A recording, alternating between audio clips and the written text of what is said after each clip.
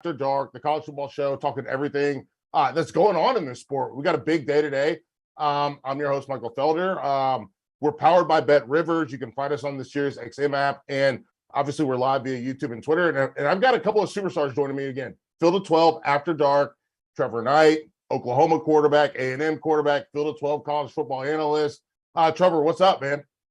Not much, man. Rolling through the week. We're halfway there. Halfway in the past, halfway in the future.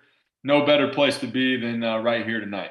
We're starting to learn who teams are, or not starting. We should know who teams are is the point here. We also have Jake Butt, Big Ten Network Stadium college football analyst.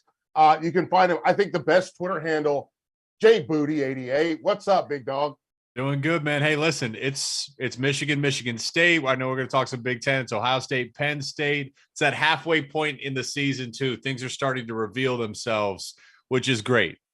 Listen, before we get to Toast of the Night, can you guys give me one sentence on what your body feels like when you're going into week 9 of the college football season? I'll start first, Jake. I'll jump the gun here. For me, it was always, if we had our bye week right now, it was a breath of fresh air.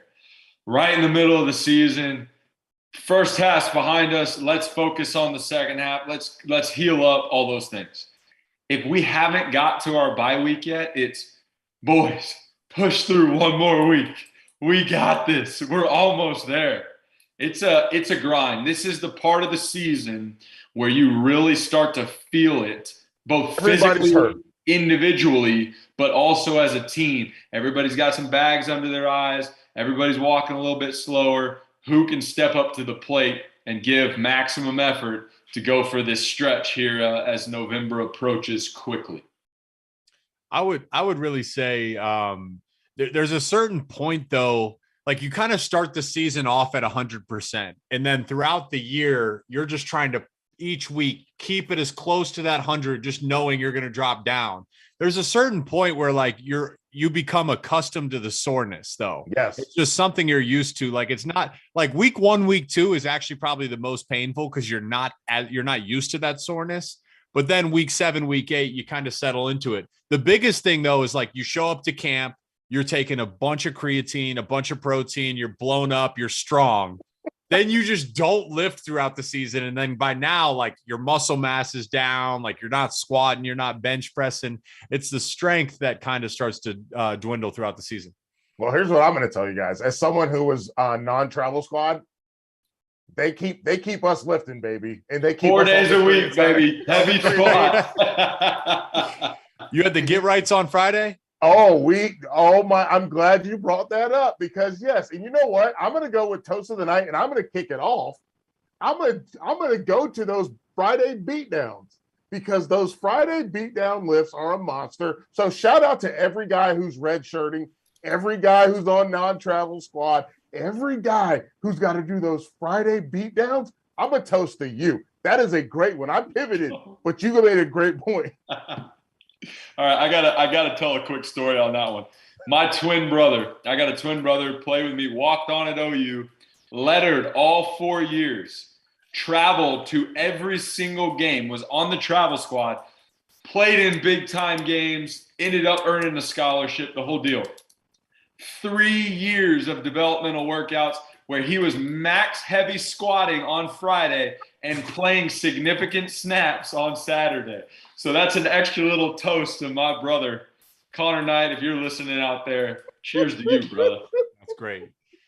So my toast is, this week is Michigan State week, and I work for the Big Ten Network. So I've had to sit there and be professional as I watch the trouble with the snap, which I happen to be the guy that tackled Jalen Watts-Jackson into the end zone. Yeah. It literally, I think I had the most disgusted look on my face unknowingly, just reliving that moment. That being said, there's always winners and losers in football. It's a guarantee that you're going to get punched in the mouth at some point. You're going to lose. Yes. How do you respond? Because it's inevitable that you lose. It's inevitable that you have a bad play, that you make a serious mistake. How do you respond? Some people throw in the towel. Some people stop trying going forward so they can always have the excuse, oh, well, I wasn't trying. Others just accept that and they respond. So as we go down the stretch of the season, man, there's teams that think that they deserve to be in the playoff, that they deserve to do this or that. Not everyone is going to get where they think they deserve to be. How do you respond when you get punched in the face? My toast is the guys that overcome. There we go. Cheers. Let's go, boys.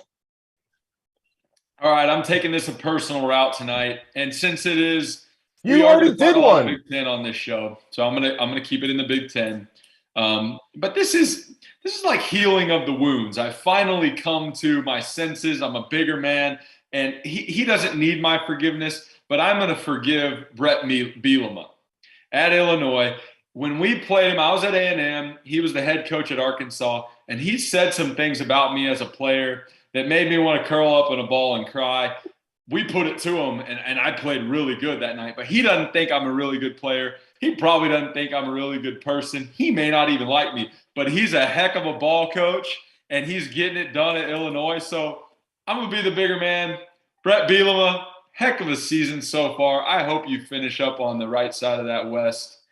Cheers to you, my friend. Correct. Hope we get to meet one day, and I'll buy you a beer. I love it. Listen, I love that Trevor double dips on this one. He gets his brother in, and then he gets also Brett Bielema in. So we got that. We got a little double dip. I love it, but we got a lot to get through. So here's what we're going to do.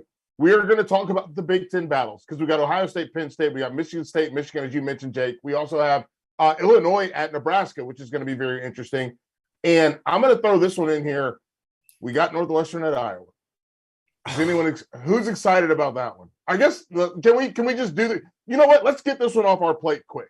Jake, Northwestern, Iowa. How many points? In a sick way, I'm loving it. I called Northwestern Maryland last week, and Northwestern went with the change at quarterback. Instead of Ryan Helinski, it was Brendan Sullivan under center. Mm-hmm. And the big difference is Helinski's kind of a pocket passer, and he looked great. Remember the Nebraska game? You're like, okay, sure. Wow, Northwestern's looking. They were playing really well. Yeah. And then it's been mistakes, fumbles, interceptions, turnovers to eventually Coach Fitz had to go with another quarterback. He went with Brendan Sullivan. The difference with Brendan Sullivan is he adds another element to their offense. That dude made some plays with his feet that, were pretty fun to watch, and they added another element. The thing about Northwestern is they're not going to line up and just beat you schematically with their talent on offense. So the way you mitigate that is you have a quarterback that can create when the talent doesn't win on the first beat. He's going to extend plays. He's going to run it with his feet. And he showed that in the game. The problem is there was critical errors down the stretch of the game, namely an interception coming out of half when they were moving the ball, a chance to take control of the game. He throws a pick. Maryland then goes and scores, and they take control of the game. The thing about this game, I do not trust Iowa's offense. I don't know that anyone trusts Iowa's offense. Who can? If you're Brendan Sullivan, can you remain disciplined enough to not make the big mistake? Because if you don't make the big mistake, truly you can win this game. If you just punt it, who's to say you can't win this game? But if you make the big mistake, Iowa's defense is going to capitalize. It's so crazy to me how good their defense is. And it's so much harder to be a good defense when you're on the field as often as they are, and when your backs are against the wall as often as they are. It's even more impressive how good their defense has been. Trevor, what do you think when you look at that? When you've got to be perfect as a quarterback, and perfect doesn't even mean you have to be like throw for 500 yards. It means no interceptions, don't fumble a snap, don't do this. If you're Northwestern, what are you doing? Yeah, I look at this game, and I'm a little different than Jake. I'm probably not going to watch a second of this game. I'm not a Big Ten guy, but I will say this. Historically, Northwestern has always risen to the occasion. They've always overperformed, in my opinion. I think Pat Fitzgerald's absolutely fantastic in the culture that he's had there over years and years and years. Iowa, after watching them at the beginning of the season, like you guys said, I am shocked that they have a chance here to win their fourth game of the season. That's how bad I thought they were. They do have a great defense, and that's what's getting them through. It is going to come down to who can make the least amount of mistakes. And it is sad because Jake just said it a second ago. To punt the ball in this game is not a bad thing. If you're punting and not turning it over, you're going to put yourself in a position to win this football game at the end of the day. And Jake, have fun watching this one, man, because I'm going to be watching some different games. For the Iowa fans, if you ever watch their games at home, they got fans and they pan to them as a camera crew. They find them. I came here for the punter. They have this Australian punter that's like an absolute legend there. He's a stud. I called Iowa, Illinois, and it was like the battle of the punters. Tommy DeVito went down, so they had to put in their backup quarterback, and it just became a punt fest, and it was just hilarious. These guys were just pinning each other back inside the 5 all day long. It was like literally like watching 1940s football all over again. I listen, I love it. As a defensive guy, come on, that's what I want, baby. Inject it into my veins. Let's go. And I'll say this. We don't need the ball.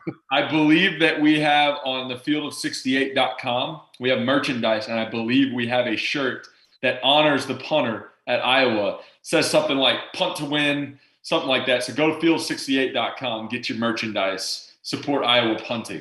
Here's my thing. Fieldof68.shop. Shop, baby. So Sam Laporte is a very, very good tight end. He is. Luke Lachey is a very good tight end, and he's got good football in his blood. He's the son of Jim Lachey, a legendary Buckeye offensive lineman. Why are those guys collectively not getting 13 targets a game? If you're going to drop back 18, 20 times a game, those why get 2/3 of the targets. You know why? Why? Why? I don't. Because the quarterback can't. It doesn't matter if it's Padilla or Petrus. They can't get them the football. Mm-hmm. They know those are the guys that they're going to. The difference between Iowa and those tight ends you mentioned and Notre Dame and Michael Mayer is, for some reason, everyone understands that you have to cover Iowa's tight ends. And with the exception of Stanford, no one understands that you should maybe cover Notre Dame's tight ends. Like, that's the difference. They're covered. Those guys are and I guess the reality is they're all covered though in Iowa. No one's worried about over the top. I've got a theory. When was National Tight End Day, Jake? Was it this past weekend? Hey, coming off this past weekend, maybe we see a little difference coming into this week. And I'll ask you, Jake, you're a tight end. Yeah. Did you do anything special for National Tight End Day? I had Travis Kelce on my fantasy team, so I just sat there back with a big smile on my face, watching him just do what he does, putting up his points. Travis play-by-play, George Kittle in the same game. National Greg Olsen on the call. Greg Olsen on the call. I mean, that is absolutely fantastic. I mean, listen, I live in Charlotte, dude. Greg Olsen is a dude. He's a legend. He is. Well, how about now Christian McCaffrey's gone, huh? Yeah, that's rough. What's your name? G-Reg? You guys don't know about that. You're too young. You're a little too. That's it. You know what? That's another story for another day. Oh shit. Okay. But now, here's what I want to get into. So we've got a lot of stuff to get in. We got a lot of things to talk about. We're going to talk about Ohio State, Penn State. We're going to talk about Michigan State at Michigan. But I want to start out with, we look at these undefeated teams. Where do we put these undefeated teams?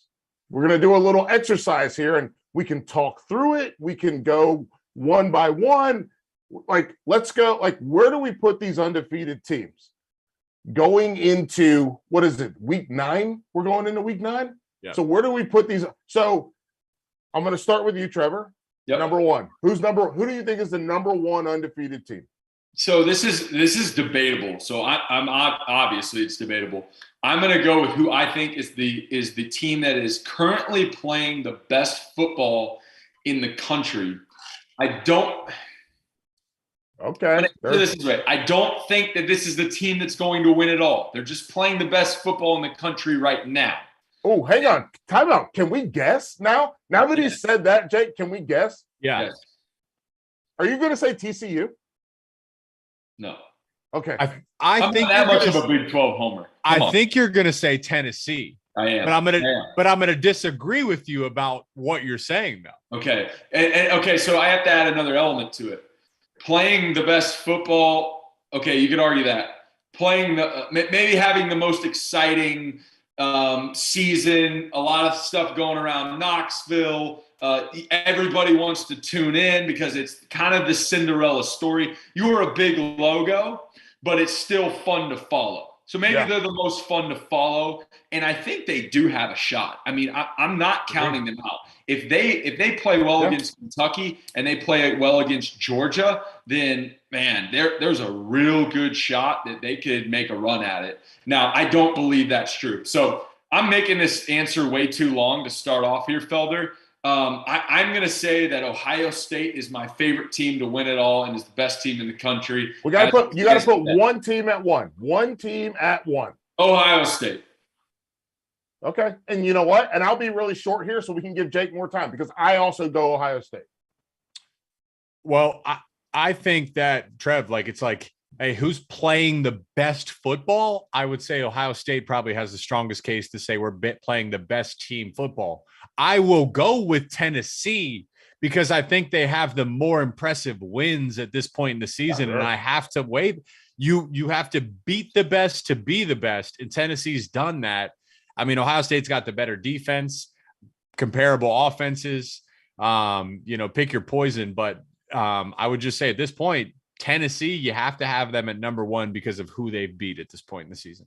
So we got two Ohio State guys. We got Tennessee. I go Tennessee at 2 because of all the things that you said. I also love, if we want to go dive a little bit into it, that speed and space offense, it forces you to declare from a defensive standpoint. And we've talked about that with Clint Sterner before, and we've talked about it on Field of 12. Folks, make sure you check us out on the SiriusXM app and obviously on the YouTube channel. But it's one of those things where it makes you declare. And the way that I try to describe it, I had dinner Monday with my buddy Spencer Hall, EDSBS, and Richard Johnson. And I was showing them, I was using beer bottles at the wing spot that we were at. And I was showing them where if there's a corner, if you're in dime, right? You're in dime with Tennessee, and they got guys outside the numbers. Corner, money, and then at least one high safety, 5 guys are gone. They're gone. They don't belong to you anymore. And then if you move your running back wide, whether it's an angle route, a circle, whatever it is, that linebacker's got to go with him. And then you have Hendon Hooker. Hooker can run. So you got a spy. So all you have are 4 guys that can run, 4 guys that are rushing the passer. And then you've got somebody that's got to try to spy him. And I just love that about them. Speed and space works. Trevor, you got Tennessee at number 2 as well, right? So just give me I don't. No, oh, woo! I don't. And here's why. Here's why. Again, it's how you answer it. I think it's foolish to not put Georgia at number 2. Okay. Because they are the unblemished defending national champion that's playing in a really stiff side of a conference. Now, I get it. They haven't played Tennessee yet. But are they beatable? Yes. Are they still unblemished and the defending national champion? Yes. They have been there before. They have weathered the storm. How are we going to put an unblemished former national champion beyond the top 2? That's what my chest tells me, and that's why I'm putting him at number 2. Jake is shaking his head. Can't wait to respond to that. Get in there. And guess what? I'm probably not going to disagree with you, but I'm going to disagree with you before you even start. All right. I listen, Georgia, there is a strong case for them to be number 2. I'll never get mad at someone for ranking them at 2. But the way you played against Kent State is not a number 2 rated team in the country. The way you played with Missouri, not a number 2 rated team in the country. Your marquee win is Oregon. Well, that was a new head coach, Dan Lenning's first game where he traveled halfway across the country. Mm-hmm. Or the way Oregon's playing right now, that's a different ball team. I would wonder what would happen if Oregon played Oregon in Oregon or up in the Northwest. I would wonder what happened if they played them right now. Again, there is a case to be made with Georgia at 2. But based on the way they've played in moments this season and in the context of their big win with Oregon, I just can't put them at 2 right now. I can't. I think they could have a case to finish the season number 1 if they keep winning. My number 2, it went Tennessee. Ohio State was close second, and then I went with Michigan at 3. Wow. And Georgia at 4, and I had Georgia at 4. Can I ask a question based off of my number 2 there at Georgia? And Felder, I want your input here too. Would you look at somebody that's saying, and they may even be a Georgia grad, and they're saying Georgia's the best team in the country. We haven't been beaten. We won the national championship, and here's why. Is there any case that Georgia is the best team in the country over the rest of this slate? For me, no. Okay, I agree. I agree with that. Here's what I would say. Jake, I know you want to get in here, but here's what I'm going to say. I think they could be. I think they have work to do. And the biggest thing for me, and this is something I understand this, I know people don't like this about me, but I look at how good you should be versus how good you are. And I feel like Georgia could be a little better. And that's the part that people don't like to hear. But for me, when I watch them play, I see missed opportunities, right? I see missed chances, whether it's from a wide receiver standpoint, whether it's from not giving Darnell Washington enough touches. And I love Brock Bowers. I think he's fantastic. And I've had to have this discussion with a million Georgia fans when I say that Michael Mayer is, and I said arguably the best tight end, arguably, which means it's worth arguing because Brock Bowers also might be the best tight end. But I'm willing to argue either one of those guys is the best tight end, arguably. So understand what words mean. But the point that the point here is they show stretches where they expand the offense, where they push the offense, where they go a little vertical, where they challenge you. And then there's other stretches where they try to kind of pack it in and get things done. And then defensively, they're never going to be as good as they were a year ago. Jake, I'll let you get in here. I don't want to dominate like you. Yeah. Go ahead. Well, all I would say, I just think it depends on how you ask the question. Like, who is the number 1 team is different than who deserves to be the number 1 team based on what they've done this point. Like, all right, hey, who's going to finish the year the number 1? Or who's going to finish the year as number 1? Those are all completely different questions, and I don't know the right approach. I would say at this point in the season, you just go off the body of work. Because that's all you have. Like, hey, what have you done at this point? That's how we'll rate it. Then when you talk about the college football playoff, then you start to say, all right, who's the best 4 total? But I don't know. It's a complex answer. You know, like Georgia has a case that they are the number 1 team, right? Because they still haven't lost. Correct. Well, you talk about body of work. TCU arguably has the best body of work. Right. You're right. But I believe if TCU goes up against the top 4 that, Jake, you just mentioned, I think we're all in agreement with Ohio State, Georgia, Tennessee, Michigan. Are we all in agreement those are the top 4? Correct. Or is somebody throwing Clemson in there? No. I can live with this. I'm fine. I'm not, you know what? I'm not going to rock the boat, baby. All right. He wanted to rock the boat. But I don't think that TCU goes and beats either of those top 4. And I don't think they beat Clemson. I think TCU is the last in this group of unbeatens. And that's really, to me, just because I think that it's a first-year head coach. I don't think they have the firepower, so on and so forth. But I could be proven wrong very quickly. I think TCU could beat Clemson. You don't think they have the firepower? I don't. Against these teams, I don't. I would probably pick TCU to beat Clemson, to be fully honest with you. They've got wide receiver 1 in the NFL draft for 2023. I'll say that right now. I have no problem saying it. Quentin Johnston is wide receiver 1. Max Duggan has played a ton of football, and he's grown into – Duggan's going to New York. Yeah. No. Yeah. Do not say that. Yes. There is no way. There's no absolute way he's going to New York. You like bourbon? I love bourbon. Bottle of bourbon on it. Bottle of bourbon. Pick what kind of bourbon you want. Virtual shake. Boom. If he stays healthy, he's in New York. And I don't care what happens. Now we're getting into ifs, ands, and buts. Max Duggan will not be in New York. There's All right. too many great players. All right. They Not keep happening. winning. They keep Bottle winning. of bourbon. Bottle of telling bourbon. you. A respectable bottle of bourbon. All right. Right. Woodford. Woodford's a great. That's a great bourbon bet. Woodford. I love Woodford. You can't beat Clint Sterner's sending me a bottle of Woodford right now. I'll just flip it around if I lose, which I'm not going to. I'm getting 2 bottles of bourbon.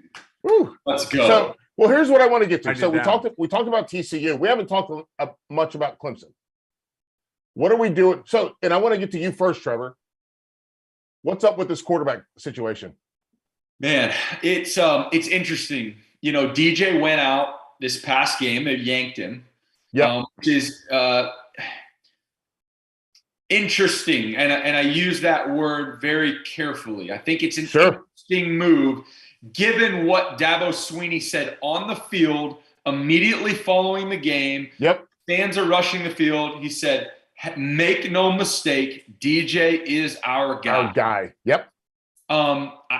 I think that's publicity stunt to some degree. I think that's hey, I don't really know who's going to be our guy. We're going to say that so that the guy that's been our guy still has confidence no matter which direction we go, because we didn't see enough of Cade Klubnik to really see. I mean, they came in, they handed the ball off to Shipley. They got the job done, you know, but I will say this.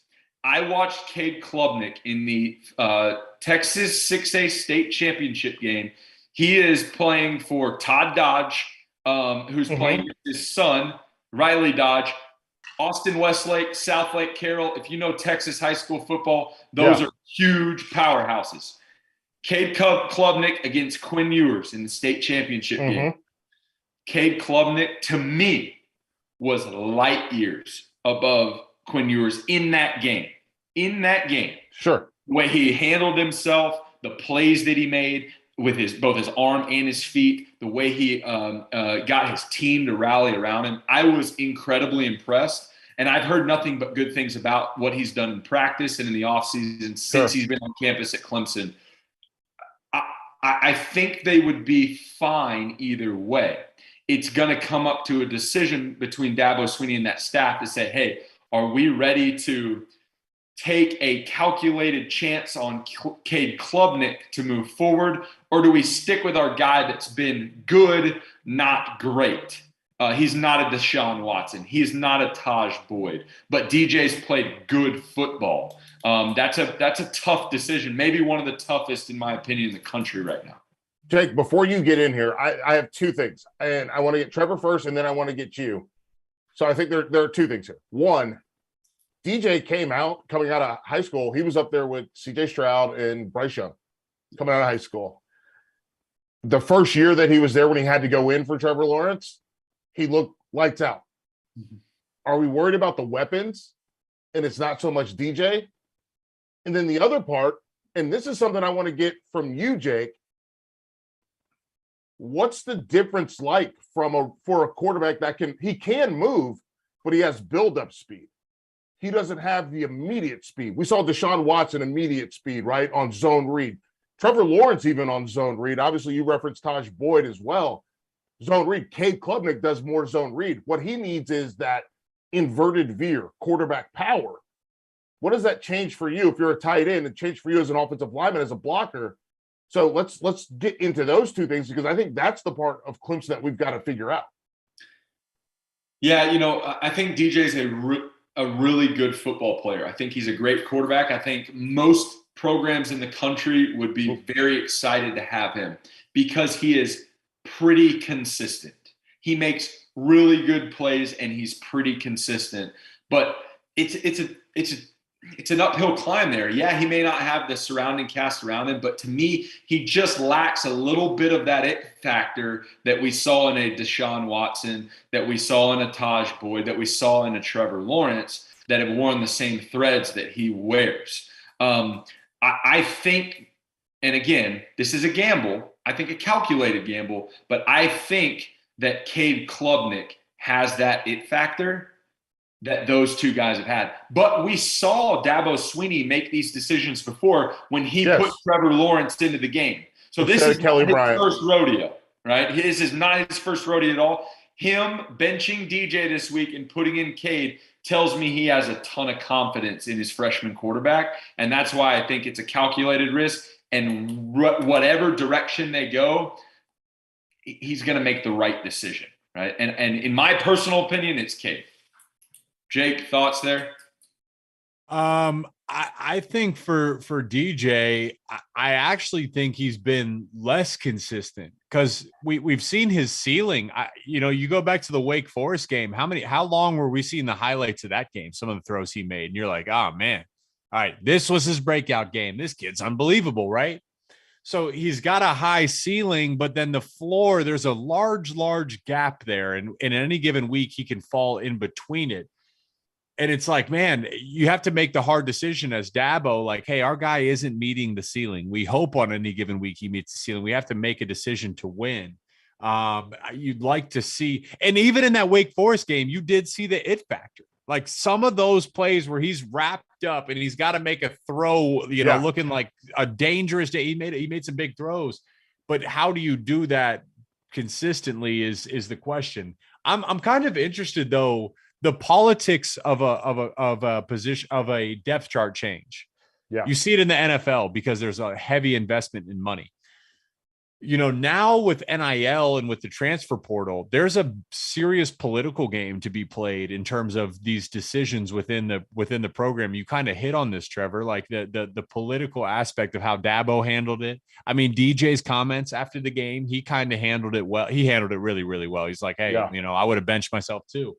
But like, hey, man, some donors probably, finding a way to get a company to pay your quarterback. Well, if you bench him, that donor's not going to be too happy, is he? He's going to be like, hey, man, I thought we needed to get this guy a check. Bojangles. It's just the truth of it. So there's a lot of politics that go into these decisions. It's a lot deeper than who is the best player on any given week. But that's also why your head coach gets paid $8, $9, $10 million at these schools. Is you have to make those decisions. You have to also deal with it when you make the wrong decision. Well, Jake, I wanted to get it. What is it? Can you take people through the difference between a quarterback? Because to me, DJ Uiagalelei, he's a lot more JT Barrett than he is Deshaun Watson or Trevor Lawrence. And I think JT Barrett was one of the finest quarterbacks that we've seen. But can you take us through the mindset? Like you've played, you played next to the offensive line, right? You've played an inline tight end. The difference between working like a power run game versus zone run game. So I would say this, Feld, is like, it doesn't hit because it happens so fast in the game and it's so unexpected. It doesn't hit you. Like you kind of, at some point with one quarterback, your coordinator has an identity and he's calling plays and you start to get into a flow of it. And then you go to the backup and maybe the backup does some things differently. And then all of a sudden it's this slow process. The difference between zone scheme and gap scheme, zone scheme is more lateral. Yes. Right. It's more lateral. Like we have to step lateral, and then we work vertical. Right? It's a zone. We're working a zone. My zone is to the right. Everyone's stepping a zone to the right. Gap scheme is we have a gap. So a gap, it's much more aggressive. It's downhill. Yes. You just step into your gap. You can almost close your eyes and say, if any color shows in this gap, I'm hitting it and I'm clearing it out. So it's a different technique, and it depends on what your players are more comfortable with. Zone scheme might be considered a little bit more passive and a little bit more technical, where gap says, hey, gap can clean up a lot of trash. We're just going to block the gap, and then we'll have a puller come around and a fullback or somebody else to clear out outside. I'll tell you where it's different from an offensive line standpoint. And I was this guy. I was, especially as a young guy. Zone scheme, gap scheme, like you said, all up front, same deal, whether the quarterback keeps it or not, off a read, off an in, whatever, right? Those receivers outside are blocking it up for the keep. Everybody inside's doing their job, whether the running back gets it or the quarterback gets it.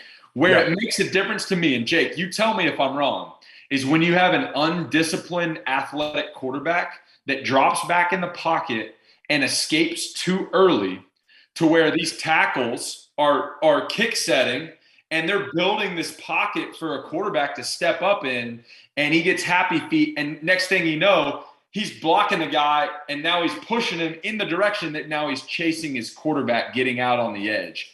That's where you see a quarterback that's undisciplined but has some athletic ability put your offensive line in a bind, because they're like, dude, we are trying our hardest to make this pocket for you and kicking deep so that you can step up, and you're like, all right, I got scared. I'm getting out of there quickly because you're not disciplined enough. It's a fine line to be an athletic quarterback, and you see some of the best of it. Step up, keep your eyes downfield, and then use your legs to go through the B gap or to weave up the field and get 10 yards or whatever else. So I think that's where you're going to see the biggest difference. And I don't know, I hadn't watched enough of DJ that example there, but I think we could all agree a little inconsistent and probably a little bit of happy feet, immaturity in the pocket. No, that's why I'm asking you guys. It's really, this is the stuff I love to talk about. So we're going to talk about the Big Ten right now, right? We're a little past halfway through the show. We got Ohio State at Penn State. We got Michigan State at Michigan. We've already covered the bonus Northwestern at Iowa. So we've got 3 of these games to hit through. And I want to get through this. Ohio State at Penn State. This is their first test of the season. Are we worried about Ohio State, Jake? No, I'm not worried about him, but this is a good test, another benchmark. Again, it comes down to what I'm not worried about Ohio State's offense at all, though we can talk about the challenges that Penn State's defense presents. But this is more about. Do we love Joey Porter Jr.?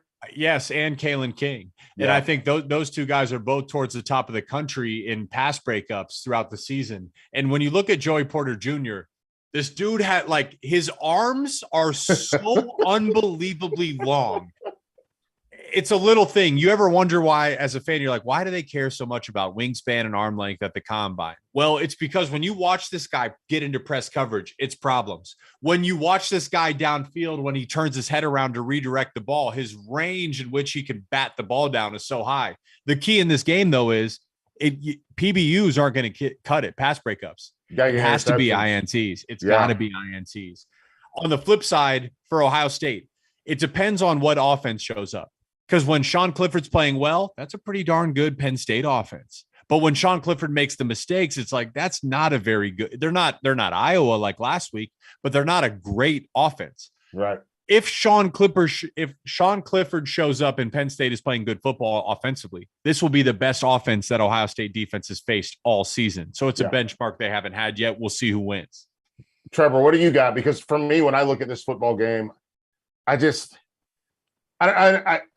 the biggest thing for me, and you mentioned it, Jake, what Ohio State's defense is going to be up against. If I want to get a good Penn State offense, because I want to see what Jim Knowles' defense can do. Trevor, agreed.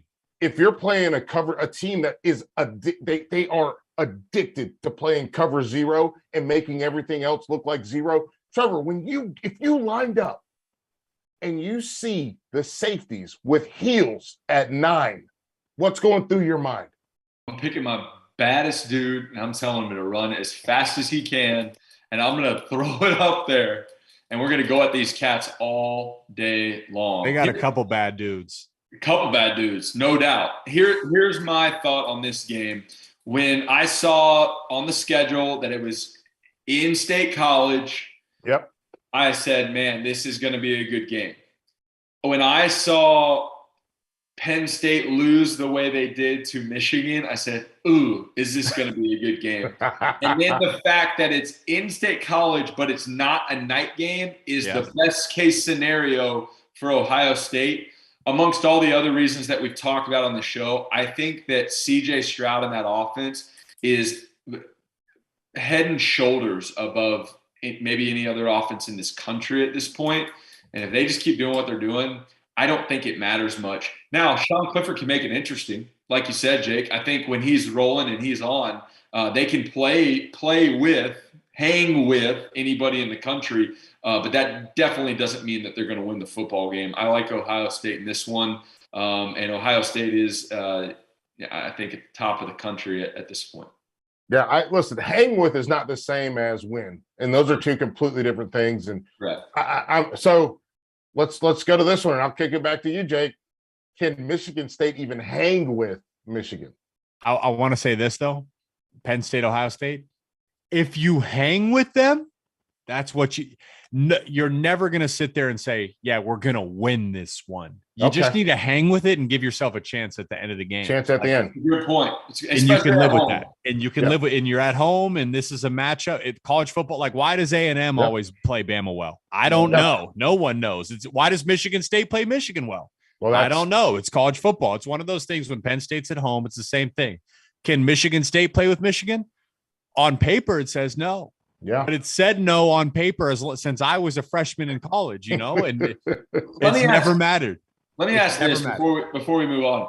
Is the horrible blemish to Michigan, is that really indicative of this Penn State team? Or are they better than that? Or are they capable of being beat like that against Ohio State? I've said this for so long, there's like two Penn State teams. Yeah. It's like I don't know. I don't even know how to describe. There's Jekyll and Hyde. It's an alternate reality, basically. It's like the universe splits in two. Who is going to? In one universe, Penn State shows up and they're a top 10 team. In another universe, they show up and they're just not even a top 25 team. I don't know. It depends who shows up. It's like the night you go out and you have 15 beers and you're like, dude, I don't feel anything. And then the next day you go and you have one and you're like, oh my gosh, I'm wasted. Yeah, that's good. Yeah. Bad example. Keep going. No, I love it. That was fantastic. So I do want to talk about Michigan State and Michigan because listen, Mel Tucker got all this money, got the huge raise, did a lot of work with transfers, lost a bunch of guys to the next level into graduation. I will say this, gonna have to lower my voice. My wife did go to Michigan State, and her cousin is Cole Chewins, who was their left tackle. Like she has stopped. She's going to trunk or treat on Saturday because she's not going to watch this game. She's scared of what's going to happen. Wow. I'll tell you this. I don't want to say it too loud because I don't want her to have too much this to get passed around.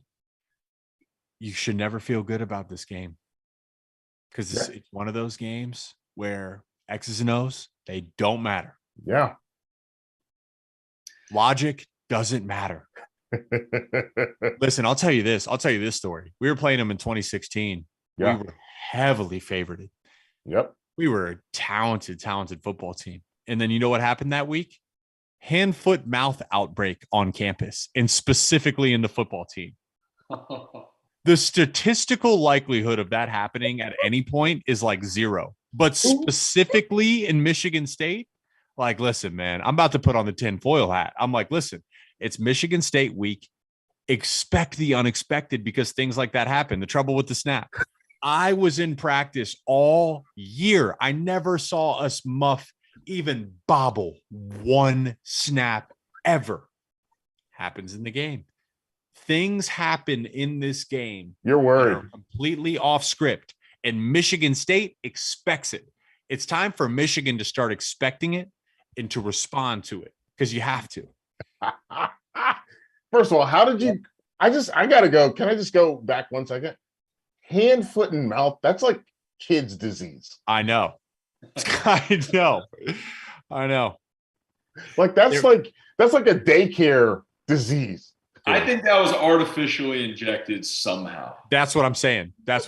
Like I'm a tinfoil hat guy. I'm like, man, there's no way there's a hand, foot, mouth outbreak. And it was like, I happened to have strep throat that week. I was like, I thought I was one of the guys. Yeah. No, I trust me because I saw dudes with hand, foot, mouth. It literally looks like chicken pox for an adult. It's disgusting. It's gross. We had multiple starters that had hand, foot, mouth. There was like a room of us getting out. We had to quarantine that week. We were quarantining before COVID. We were quarantining before it was cool. It was the crazy. We had IVs before game at halftime, but like that's what happens Michigan State week. If you don't expect it, you can expect to lose. Expect the unexpected. So yeah, expect to get hand, foot, and mouth. It's not good. You're gonna have blisters in your mouth, and your hands are gonna have rashes. Don't. So this is real. So realistically, let's look at like Blake Corum. Obviously, is a Heisman candidate, and JJ McCarthy is a guy that we want to see win that big one, win a game that a rivalry game, obviously, and then most folks want to see him win that game at the end of the year against Ohio State. So, who's more important going into this game? JJ or Corum? I would start here, but I want to kick it to Trevor. Yeah. To me, it's JJ, because the way I see it is you're just putting these little notches on your belt. They're like experiences. The first time you ride a roller coaster, you actually think you're going to die. By the third time, you're like, all right, click, click, click, click, click. I know what's on the other side of this. It's going to be fun, right? Okay, well, you beat Iowa, great defense on the road in your first true road start. Great, check that box. You beat Penn State, an excellent defense at home, and you handled business. Check. This one's different because it's a rivalry game. Yeah. And I'm interested, as a quarterback, Trevor, does that actually matter? Do you consider, does that experience have weight for you? It does. We played Texas every year in the Cotton Bowl. Same deal. Doesn't matter where you were ranked, the year you were having. Does not matter. Throw it all out the window. Anything can happen inside that stadium. So I love rivalry weeks because of that reason. I think you hit the nail on the head there, Jake. It is a big game for J.J. McCarthy. He has to play well in this one. That being said, I think it is more important for Blake Corum, who has a huge target on his back. He is the bell cow. He is the constant in this offense, to go out and continue to do what he's done week in and week out. He will be in New York, Jake. And Max Duggan will not be with him, but he will be in New York with the way that he's playing. He has an opportunity to continue that in a big-time rivalry game, and I really look forward to watching it. I think they both have to play well, if you want to be really honest, though. They both have to play really, really well. Yeah, they do. So I'm going to save the Mel Tucker discussion for when we talk about Jimbo Fisher, because I think both of those guys kind of feel intrinsically tied together. With the raises and the, I'm talking, like the salary and the whole deal. So we're going to talk about those guys at the same time. But let's move on to Illinois and Nebraska, because I know we only, what have we got, 10, 15 minutes left. So let's move on to Illinois and Nebraska. I mean, this Illinois team, what they're doing is remarkable. Mm-hmm. Like they're playing great defense. Bielema's figuring it out. And do you think that he's building a lasting culture, Trevor? I think the verdict's still out there. You take Brett Bielema and you just kind of trace back, and we'll just stop at Arkansas because that's where we have a lot of memories of him and as a head coach. And I'm older than you, so I got memories from Wisconsin too. Well, yeah, no, I'm just stopping there, right? I get it. I think that he's always done. I think he's a great coach. Let me say that first and foremost. I think that he's always gotten to a certain level. If you're climbing Mount Everest, they have base camps, and you get to different base camps. And he gets to one where you can barely kind of get your breath a little bit, but he's just never made it to the summit. He's never planted the flag in the ground. And I'm hard pressed at this point to say that he has the ability to get there. Now, not discounting what he's done at Illinois this year. I think it's fantastic. He was my toast. He doesn't like me. He thought I was a horrible football player, but he is doing a phenomenal job. And guess what? He's putting himself in a position to go and get a conference championship. Now, all of us here will say nobody out of the West has a shot to go up one game in the East. But one game. I just want to see it at the party. And he's putting them in a position to do that. Yeah, this is a one game. Like, listen, he could be Mr. Steal Your Girl. Like, just that one time. Just show up. His fit is right. And guess what? She's not going home with you tonight. So this is going to be very, like, all he wants is a shot. And I think he's putting himself in that position. Jake, when you look at them and you look at what they're doing in the league, I mean, they've got to be kicking themselves over that one loss. But at the end of the day, this is a team that we know who they are. Listen, are they going to score 45 points? Absolutely not. No. But are you going to score 45 points? Absolutely not. You're lucky if you get 17. What do you think about them? I think this roster, top to bottom on both sides of the ball, I might put them third best in the conference, to be completely honest with you.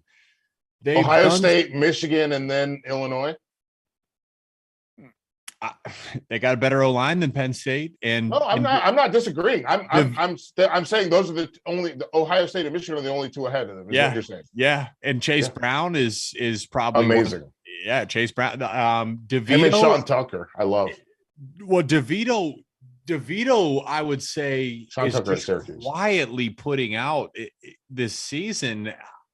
He doesn't get the credit he deserves, but he's extremely efficient. And when his number's been called, like you talked about stepping up in the pocket and keeping your eyes downfield earlier. Yeah. He does that. I've seen it with my own. That's very rare for quarterbacks to do. Like it's easy to get happy feet in the pocket. The defensive unit at all three levels is extremely elite in the way they play defense in terms of disguising things and in terms of how good Quan Martin and Witherspoon are as cornerbacks. You can sit there and press man and it'll look the same as cover three and it'll look the same as any other defense. And that presents so many problems for them. Those three guys they have, I said this, it's 900 pounds. It's Avery, it's Randolph, and it's what they got the law firm. It's Newton, Avery, and Randolph. 900 pounds. These guys can move, though. They can move and they can get after the pass rusher. I'm like, that's so unbelievably valuable when you're running a 3-4 scheme to have 2 4-techs that can explode and be disruptive physically, but are very, very quick and can move. And Ryan Walters is a future head coach. Both their coordinators are doing a phenomenal job. It's just like they check a lot of boxes for me.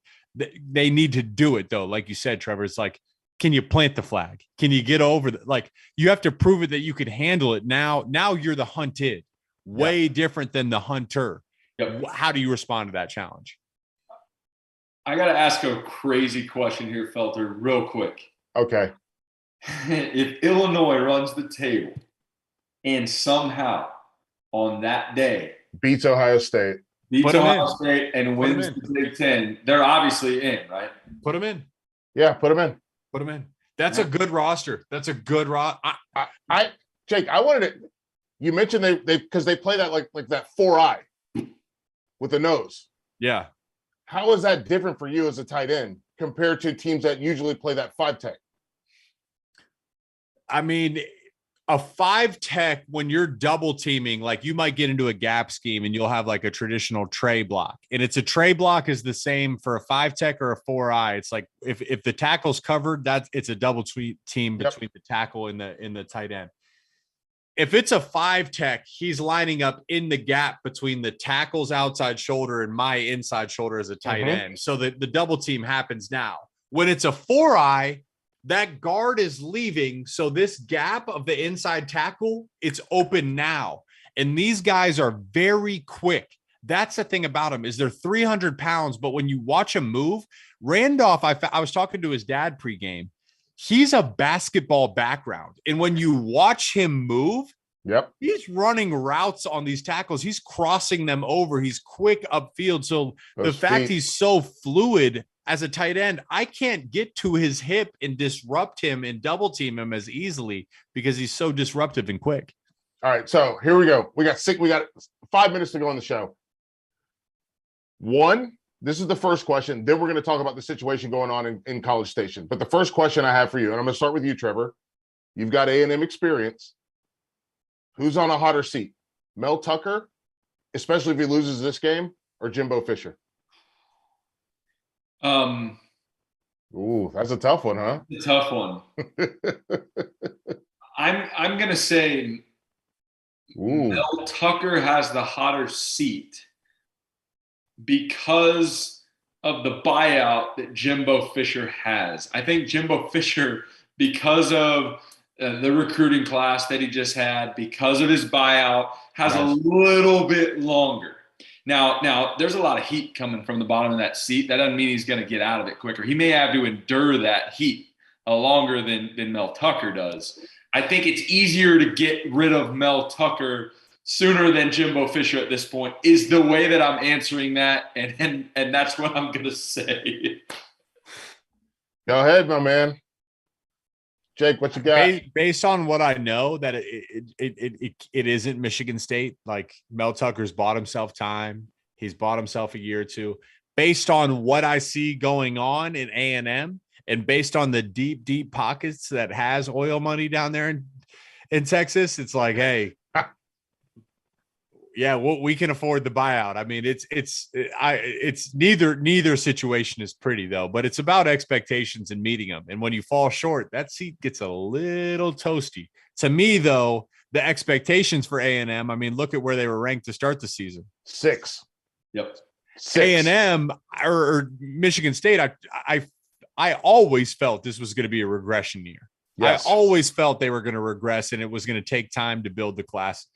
A&M, you sold me on something, and now I didn't get the product I was promised. And I'll say this about A&M: I do watch a lot of A&M football, being a fan and a former player, and to go on year 2 of not having a guy at the quarterback position that can get it done week in and week out. And I say year 2 is last year was a miracle. They played with a guy who is now either the 3rd or 4th string guy at Auburn. Yeah. And they beat Alabama and they won some games and they snuck by with a winning season. You think that Jimbo Fisher and that staff weren't looking around going, we got to find a guy.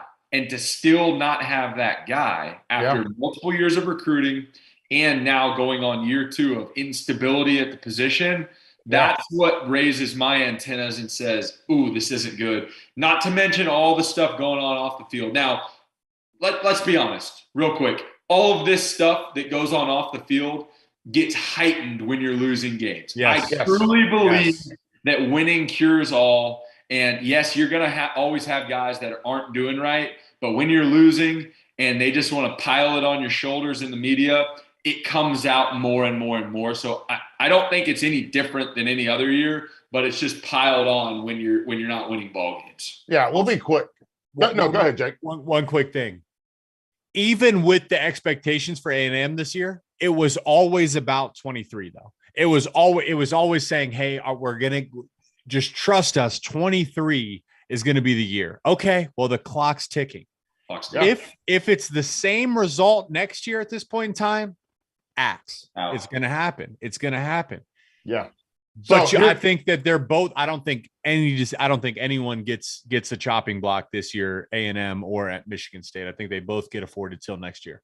Yeah, I think they both push to next year. I will say, obviously, the off the field stuff we're talking about. 3 A&M players rumored to be suspended. We're going to see what happens. Obviously, they had some guys suspended to start the season, including Ainias Smith. So we're going to see what goes on there. Let's wrap up on this. A&M, they've got Ole Miss, Florida, Auburn, UMass, and LSU. 5 games left. They're a 3-4 football team. 5 left. They're 3-4. How many of those can they put in the bag to get to a bowl game? 5 left. They're 3-4. They need 3 out of Ole Miss, Florida, Auburn, UMass, and LSU. UMass, I'm going to give it to them, all right? So they need 2 out of Ole Miss, Florida, Auburn, and LSU. They beat Auburn. Okay, so we're at 5. I think they. I hate saying this, but if we're just talking about it right now, I don't think they make a bowl game this year. There we go, folks. We're powered. Listen, that's it. We're done. That is tough to swallow, and our producers are going to tweet that out, and all my A&M faithful is going to hate me because that was too easy to clip. But I'm just going my chest here. All right, folks, thank you so much. Obviously, thank you for tuning in to Field of 12 After Dark, powered by Bet Rivers. You can check us out. We got some shirts at fieldof68.shop. And, of course, you can catch us on the SiriusXM app. For Trevor, for Jake, I'm Michael